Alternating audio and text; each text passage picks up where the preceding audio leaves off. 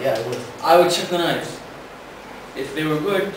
It's a TV ad though, you can't check the knives. This is it, see, you can't actually see them, you see them on TV, but you can't touch them. No, not gonna believe it. Why? Maybe it doesn't cost $75. Maybe it's plastic. Maybe it's a cheap knives. Maybe it's cheap imitation. It's a copy of the Maybe really it's expensive plastic. one. You know, like when you go to Sofia or something, you see a Gucci bag for 15 JDs.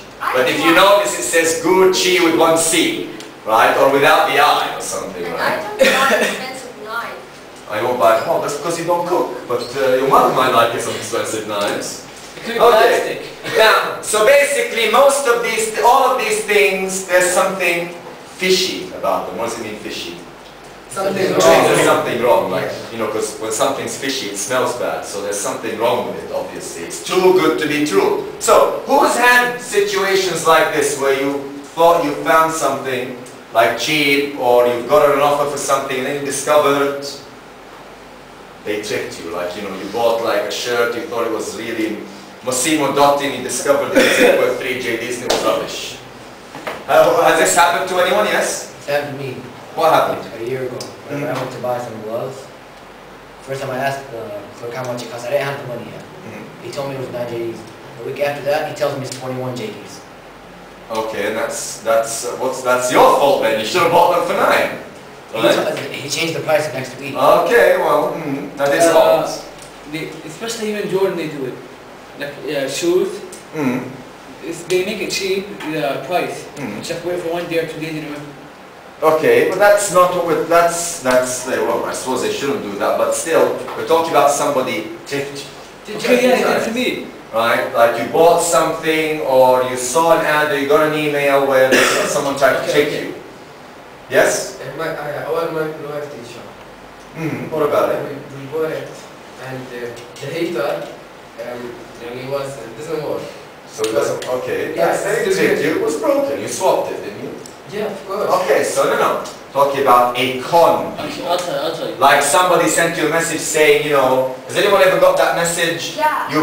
What is the It message? happens with my dad. What is it? He keeps sending him message from private numbers that give me 50 JD and gonna give you 1,000. Yes. See, these are the things we're talking And it's about. not from here. It says that from America, Europe. Yeah. Actually, it's from Africa, by the way. Yes. That's It happens that they send a message that you win some money, then we call the number, they ask the password, the email, the everything. Yes. My personal information. Maybe you didn't give it to them. No. Oh, thank God. Yes. I got a message, but I sure didn't believe it. You got the message. I Watch do it. it. All of, I do it with email. You can you- hack password that way. That's true. Watch it.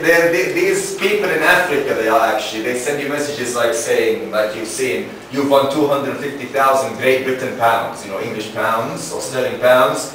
All you need to do is give us your bank account number and send us 600 JDs to transfer the money. And then you forbid. And then you send them the 600 JDs, that's it, no money. Right? I shot them, I called them, they emailed me. And you believe them. Yeah, I believe them, but I didn't send the money. Okay, that's good. Okay, no one else? No one else? Teacher, Yes? What is it, son? somebody calls you and they said to if you accept him, If you accept him, what do you mean accept him? accept the call. If you accept the call, yeah. Guys. He take a credit. He takes your receipt. Yeah, he takes your credit. Okay, people who steal your credit as well, that's another thing that you've got to watch out for. Okay, see, there are a lot of unethical people. That's why it's not good to be unethical, right? Anyway, thesis statements. Let's move on to writing, please, guys. So what is a thesis statement? Now, we talked before about topic sentences, right? We all know what topic sentences are. The main idea of a paragraph. Now, the thesis statement is the most important topic sentence. The thesis statement is a topic sentence of the whole, you've got to run this, The thesis statement is a topic sentence of the whole passage, right? It's the topic sentence that gives us the main idea of the whole passage, right? So when you read it, you know in general the whole idea of the passage, right? And then every paragraph has a topic sentence for each paragraph. But so the introduction's topic sentence is usually called the thesis statement, right? And it gives us the main idea of the whole passage, whatever you're writing. Someone read the definition for me. Oh, let's see who we got. Who we got? Choices. Come on. The thesis statement introduces the topic of the composition. It's often located at the beginning of the first paragraph. So, see, a thesis statement introduces a topic of a composition. It is often located at the beginning of the first paragraph. Right? First sentence or two is a thesis statement. Yes? In contrast, a topic sentence states the main idea of a single paragraph. So like I just said, the topic sentence's job is to only give an idea of one, the main idea of one paragraph, right? Thesis statement, the whole passage. And now, last time we talked about writing, I gave you an example of this, right? So for example, if I want to write again a passage or a composition about the dangers of smoking, for example, right? So what would my thesis statement have to be? I need a thesis statement. I need to tell the reader, because we said writing is like a promise. You're promising the reader that you're going to talk about something. So first you have to tell them what you're going to write about. So I might say here, for example, smoking has many Bad side effects. negative effects on our life. Now this is the first sentence in my introduction, for example, okay? Now, as you see, the first thing is, a thesis statement is very general, right? Very general, because it has to tell you the general idea of all the paragraphs, right? So, smoking has many negative effects on our life. Now, just by reading this, what's this composition about? Smoking. Smoking. Be more specific. Killing people. How smoking affects you in a bad way, right? That's what I'm going to talk about. I'm not talking about smoking, that's too general. Smoking, I could be talking about the dangers of smoking, I could be talking about how they make cigarettes, I could be talking about the economic importance of cigarette, whatever. So we're talking specifically about the negative effects of smoking. So now the reader knows, okay, this is what I'm going to read about. Now they know if they want to read or not. Maybe they don't want to read this article, for example. So, okay, I'm not interested in negative aspects of smoking. Or, oh yeah, I hate smoking, I want to read about it. So, this is your promise, we said, right? You're promising the reader in the thesis statement that you're going to write about this thing. Then, of course, what do? You start You start expanding this. Now, we need an introduction here, so we're going to have to say more. Right? You might want to say more, like in details. So here I might say, for example, it can impact. Okay, let's move on to the next section, which is discussion to too good to be true. You all know this phrase, I think, right? Too good to be true. Yeah. Well, usually we have a saying in English that when it's too good to be true, it usually is. Like when someone calls in and says, you've won $5 million and the car and the house, this is too good to be true. And usually it means it is too good to be true. It's a lie, or there's something, you know, it's someone's trying to trick you or something. So it says too good to be true. It says, which of these situations seem reliable? Okay, which of these seem reliable? Which of them could you believe? These ones. So, I need someone to read for me. Go ahead, Iman. A website offers free international phone service. Now if you think this is true, the ones that you think are true, tick them.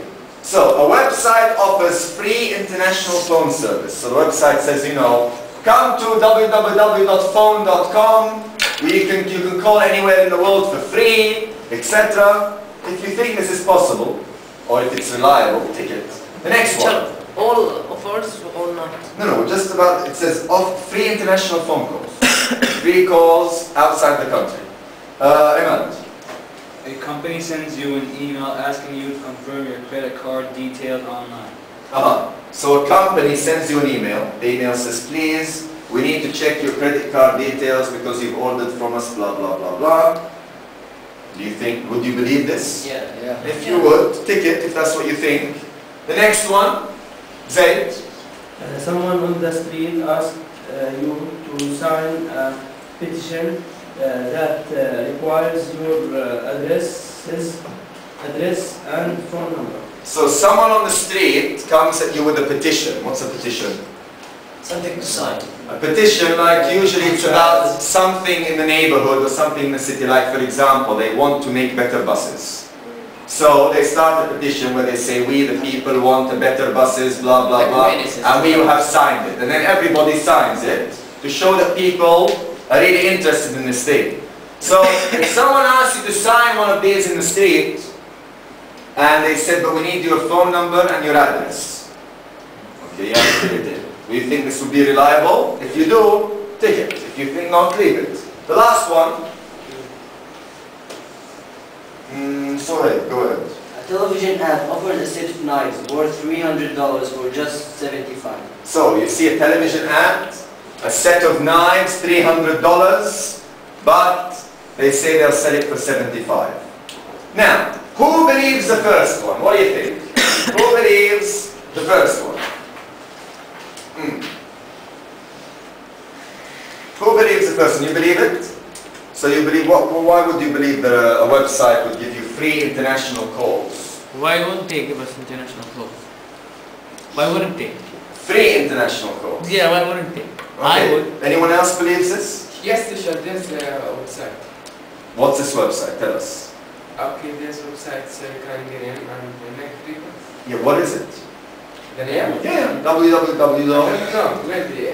But that's one I saw. So none of you believe it? It's from Google. That would be a good... Just 10 seconds, just please. Okay, that would be a good choice, right? Because this one is a possibility, but usually, like we said, if it's too good to be true, then it's too good to be true. You're going to get phone calls for free, right? But it may be, it's possible. What about the second one? The second one is, they send you an email to confirm your credit card details. Why not? Do you believe this? Yeah, all the time. All the time it happens. What do you Yeah, I think? believe it. You believe it too? Yeah, every time my mother orders stuff on No, I didn't say you ordered. Oh, no, that's it. Okay, you believe it. This is yes?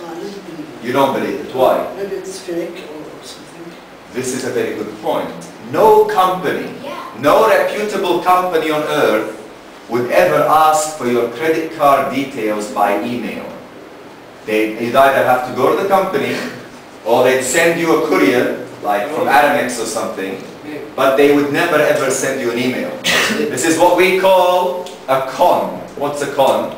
When people trick you out of taking your money. So this is something you should never believe, right? But there is something new now with the Ahli Bank. They do something like this to give him your email to make check for the credit card. Actually, no, it's not. This is a con, by the way. And if you ask the bank, they'll tell you it's a con. It's like the one at the Arab Bank saying